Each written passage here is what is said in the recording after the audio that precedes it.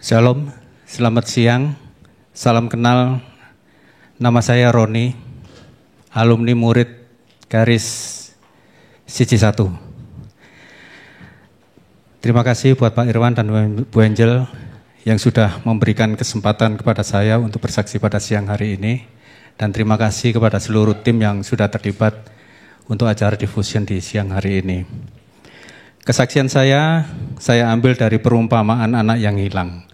Dalam Lukas 15 ayat 11 sampai 32. Tidak saya bacakan di sini. Tapi ayat ini seringkali kita dengar di dalam gereja. Bahkan kita sering pakai ayat ini untuk berkhotbah ataupun di dalam komsel ataupun di hari Minggu. Ayat yang sangat sederhana, tapi saya sangat diberkati dengan apa yang disampaikan oleh hamba Tuhan pada waktu itu. Jadi kisahnya seperti ini.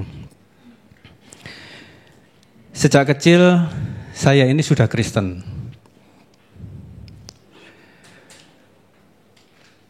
Saking kepinginnya orang tua saya ini mendidik anaknya di dalam kekristenan. Semua sekolah saya itu berbau kekristenan. Tapi apa yang terjadi di dalam kehidupan rumah, dalam lingkungan rumah, saya pun tidak pernah yang namanya mendapatkan pendidikan kekristenan dari orang tua. Sosok kekristenan yang diturunkan dari orang tua itu sama sekali nggak pernah saya dapatkan. Saya harus cari sendiri di luar. Bahkan dalam lingkungan sekolah saya sendiri pun, saya terlibat dalam lingkungan yang tidak seharusnya saya masuki pada usia saya yang masih relatif muda. SMP kelas 2, saya sudah jatuh dalam lingkungan narkoba. Saya sudah tahu semua barang yang berbau narkoba itu di kelas SMP, anak yang baru usia masih bau kencur lah. Itulah dunia saya, itulah lingkungan saya.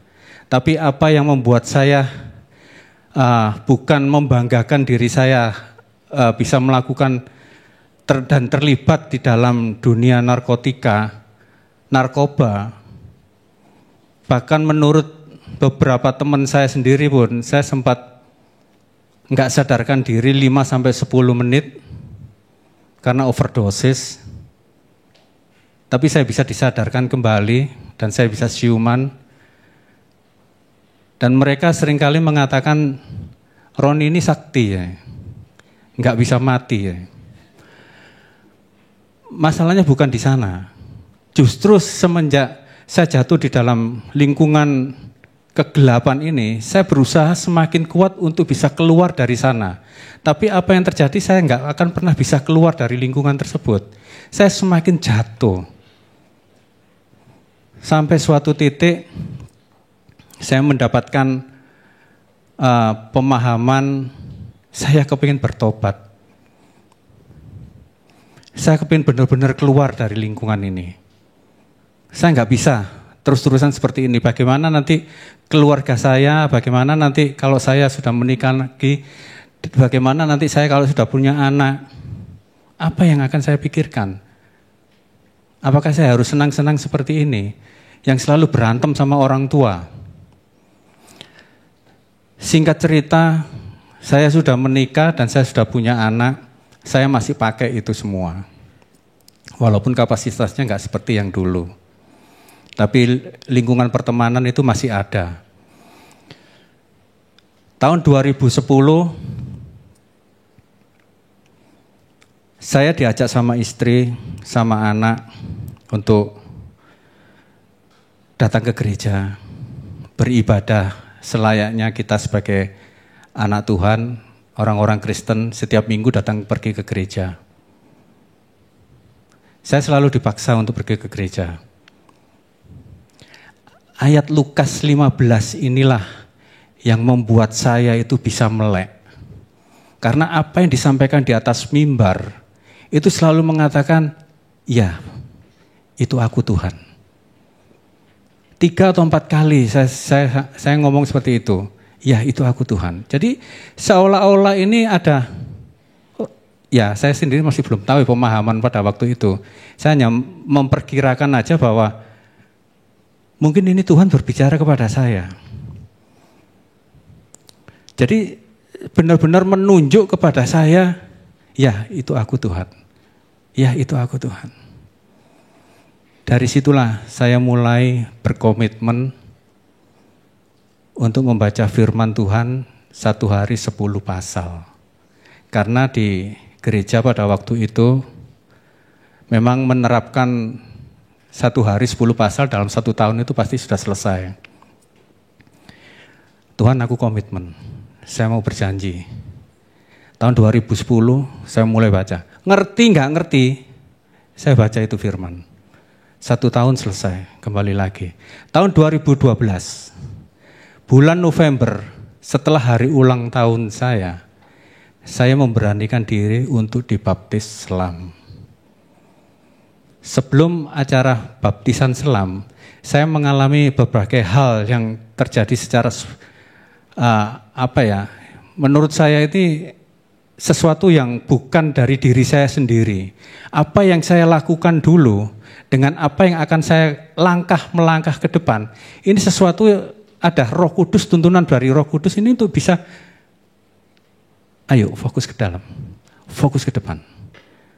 Biarlah Tuhan yang menuntun setiap langkah saya.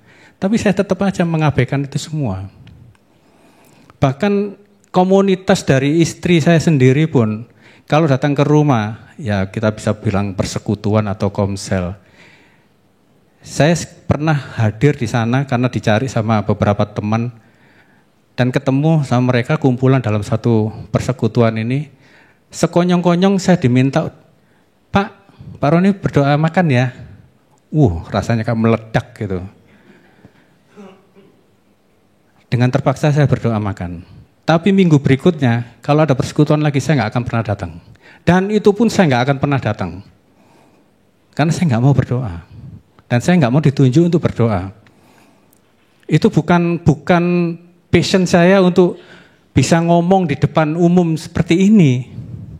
Ini adalah ubahan bagaimana tahun 2012 saya melangkah untuk dibaptis. Dan saya komitmen untuk bisa membaca firman. Saya kepingin mendalami firman Tuhan. Saya bisa sampaikan di sini level 100 istilahnya ya. Level 100, level 200, level 300. Itu saya selesaikan semua. Tapi menurut senior-senior saya, apa yang disampaikan dengan apa yang saya baca, kenapa ya seolah-olah para senior ini sering ngomong, udahlah nggak apa-apa, Tuhan lagi mencobai kamu. Udahlah, bencana ini terjadi karena akibat Tuhan murka kepada umat manusia dan lain sebagainya. Kenapa kok seperti ini ya? Saya tetap selalu berdoa sama Tuhan. Tuhan, saya kepingin sekolah, yang sekolahnya itu di hari Sabtu doang. Saya selalu berdoa seperti itu. Bahkan sampai akhirnya saya diajak sama teman saya, dan itu komunitas. Saya pernah pergi ke Semarang sama rombongan mereka. Saya pernah pelayanan misi di Palembang sama rombongan mereka. Dan saya datang ke Pecenongan pada waktu itu diajak sama teman. 8 orang termasuk saya dan istri datang ke sana. Dan yang mendaftar itu cuma saya doang. Yang 7 ini nggak mendaftar. Bahkan baptisan Roh Kudus saya baru tahu. Dan saya dapat baptisan Roh Kudus itu di Painan Pecenongan. Puji Tuhan, dari apa yang Keris berikan pelajaran-pelajaran ini waktu di Pecenongan, ini selalu bisa mengubah pola kehidupan saya, cara berpikir saya. Hanya segampang itukah kita bisa mengubah cara hidup kita? Ya, segampang itu. Alkitab itu enggak diciptakan untuk kita pelajari secara ruwet, tapi agamawi itu yang membuatnya semakin lama semakin ruwet. Jadi banyak orang yang tidak mengerti semua apa yang Tuhan mau sampaikan dalam kehidupan kita. Jadi